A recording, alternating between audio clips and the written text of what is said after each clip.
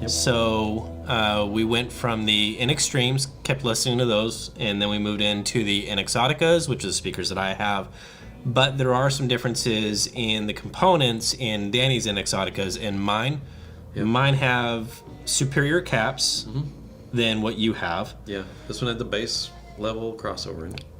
I know you don't want to plug your own stuff, but I'm going to plug it for you. So how much is that bass kit that we're listening to right now? $22.95. $22.95 for everything you Everything need. includes a flat pack. Flat packs, you're ready to rock and The roll. only thing you need is veneer and paint. Yeah, or if you don't want a veneer, then just paint. paint it. Yeah. Yeah, okay. So listen to those, and then we finished out the night by listening to, and they're still playing in there, your studio monitors. Yeah. What you're calling your... Is there an official name for those? Just calling them studio monitor. Studio. That's creative, Danny. That's what they were designed for. And there's, The within NX that Studios. within that same family. NX Studios. I like the NX Studios. That's it. We There just we go. just named them. We just renamed it. All right. So, who wants to go first? I'll let you guys talk. Yeah, I mean, I hear this stuff all the time. I mean, Yeah. listen. So maybe a quick description of the.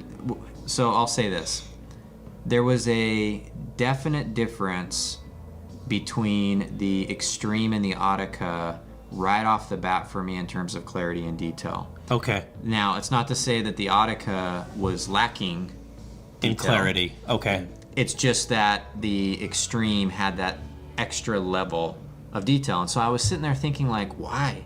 I mean, there's more woofers, but Yeah. everything else is the same. Yeah. And so it turns out that tweeter is a slightly different tweeter, Danny, Yeah, that's RGR Neo 3. Okay. versus the BG. Versus the BG was, the older BG was in the, it was a custom BG. It was done for Serenity Acoustics, but Okay. it's a custom BG unit, which is similar. Okay. That I still had in the NX-Otica, which was what I had when I originally designed it. Yeah. So that's like the base original version that we were listening to. So we have a slightly souped up A little better tweeter. tweeter, yeah. It has pure copper terminals on it. That makes a difference in the clarity. And we had, of course, there was higher quality parts in the NX-Treme. Didn't know that, but now that I do, it makes sense. So, folks, higher Those upgrades, yeah, they'll- upgraded caps matter. I don't. They- I will look at any one of you and tell you it matters. It Yeah. absolutely matters. Yeah. Oh yeah, you order any of our kits. I mean, we try to make the base model available at the lowest price. Affordable. Affordable to get them into those models. But yeah, going up the ladder there, you start adding upgrades. You're adding performance. Yep. Yeah. No doubt about it. And then the studio monitor, or the X. What do we call them again? NX Studios. NX Studios. I trademark that. The NX Studios have the same tweeter Yes. Yeah. and the same components as the Extreme. So those two were the same. The Otica was the outlier. In terms of level of Yeah. performance, the same. and, yeah. and it was detailed and revealing and everything you'd want a studio monitor to be. In fact, what I loved about that speaker, which is a little bit different than the other speakers, is you built like to where it's kind of like air on both sides. It's open baffle all the way through with a ramped up. I don't know how you did it. A planar magnetic tweeter is just magical when you put it in an open baffle and you get that radiation pattern on both sides. On both So sides, yeah. the only way to do that and create a usable box speaker was to somewhat shield it from being totally front to back. Yeah. But put a divider between the two and kind of made a little bit of a ramp there and opened it to the top. So you get that spaciousness and Yeah. openness out of it, but you still have a box speaker. I would say that it was funny because I think all three of them had about the same type of layering and soundstage depth. Yeah. Depth. The Similar. Extreme had it in height that the other ones didn't have it The because those scale. extra woofers up top. The scale of I that mean, speaker. the size of is- the choirs, the size of some of the instruments was just that much bigger. There's some that we listened to where there's an audience applause. Yeah. And it was just Instead the whole- of instead of in like the a round audience. table of people, Yeah. it was It's like a just- whole auditorium of yeah. people for sure. I agree. Yeah, for sure. Yep. Yep. It does Those are my scale thoughts. better. The thing that's messing with me is Danny's NX-Oticas don't have the same parts that my NX-Oticas do. Lesser parts, lesser quality caps.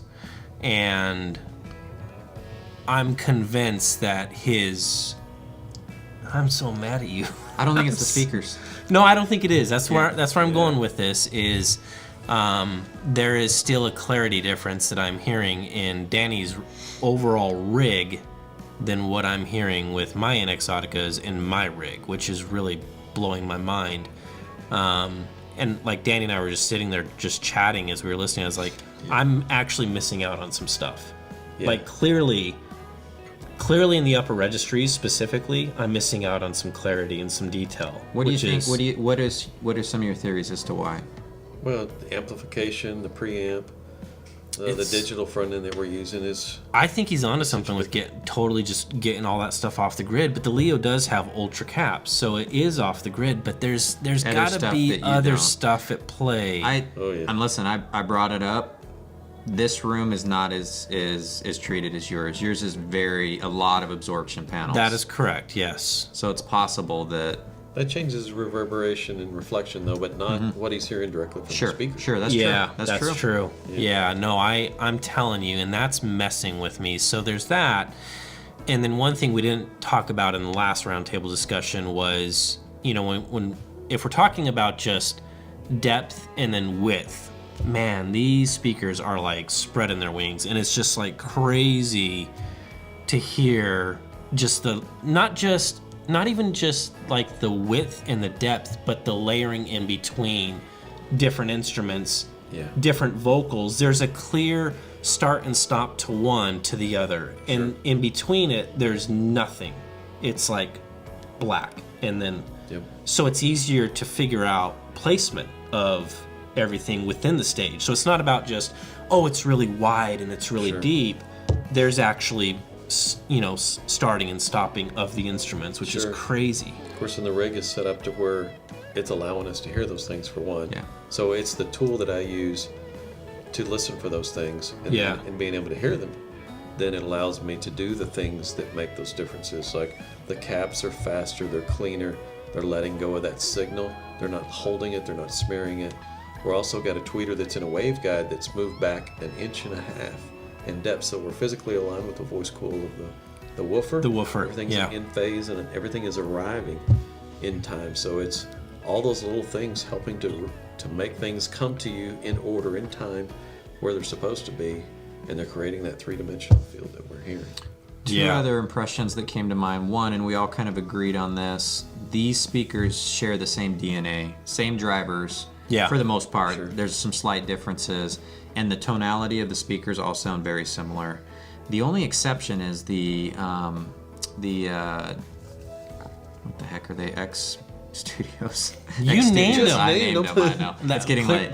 The X Studios. I still feel like maybe a slightly more revealing sound, and not as much meat on the bones in the mid-range as the other speakers. Sure. I would agree with that. Not as much meat on meat on the bones. Single woofer. There's only so much it can do. Sealed, not open baffle. Well, like we said, while we did have the depth with that, I didn't have the same width as either of those but two. But to have that in a small room, oh man, or to be mixing music with those things, they're perfect for that application. Hopefully, it'll allow the mixer to hear the things that they're not going to hear with a normal studio monitor. Yeah, that's kind of the goal. Yeah, and with your design of having that ramp with that open baffle, what I love that you did that, because it was at least giving you that element of open baffle that. Had that been closed off, it's just gone. It helps with the spatial cues that you hear in the upper frequency ranges versus here it is coming at you from this point and this point. Here it is from this box forward. It gives you that sensation of it's within the room. It's there, and it's three-dimensional. Man. Yeah. So maybe a teaser for what's the next speakers are, the next series. What are we going to be listening to, Danny? Well, we're gonna move over to that Serenity series that we includes that little Super Mini and the Line Force.